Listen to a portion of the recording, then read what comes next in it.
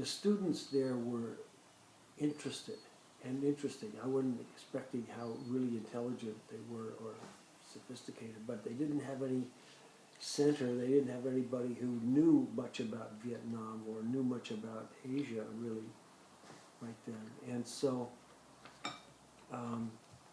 so they came, a lot of them from the local, you know, came to me and asked, you know, about if I could talk about Vietnam. And by that time, you know, I knew history, I knew what was going on, I knew some people that were in the war, I knew some people who'd come back from the war, and I knew what it was like to be in the army. So I knew what was going on somewhat inside the embassy in Saigon, and I knew it was terrible. So I could tell students, you know, that was a lot of more truth than they were getting from other sources, and give them some basis for opposition that was really based on fact. And so we organized a group and began holding, you know, demonstrations at Iowa State and really organizing it a little bit. Well, yeah, it just didn't make me very popular on the faculty.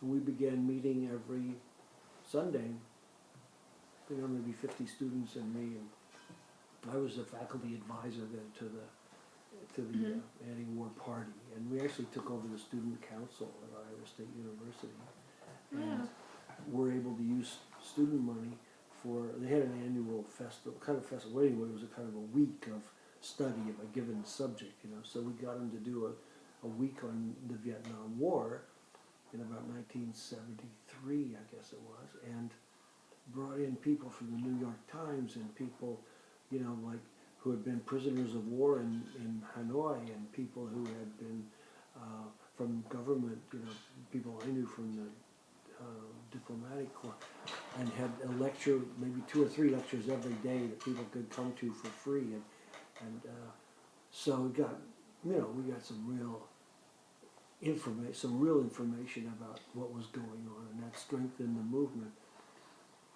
And it was really, you know, it was I was having a lot of fun. Of course, I had too much fun really.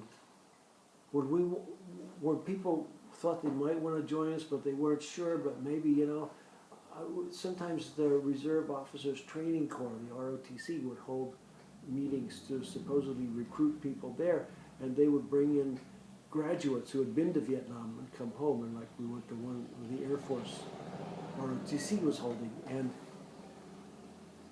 these guys came in and they'd been pilots in Vietnam, and they were describing how they would bomb villages and how scared they would be. And we would all be sitting there, wait a minute, they don't even think about the people down below. They say, no, the people down below are shooting at us. Well, what do you think? You know? And we wouldn't have to say a word. We'd just walk out, you know, and the people who were with us would go, okay, we'll join.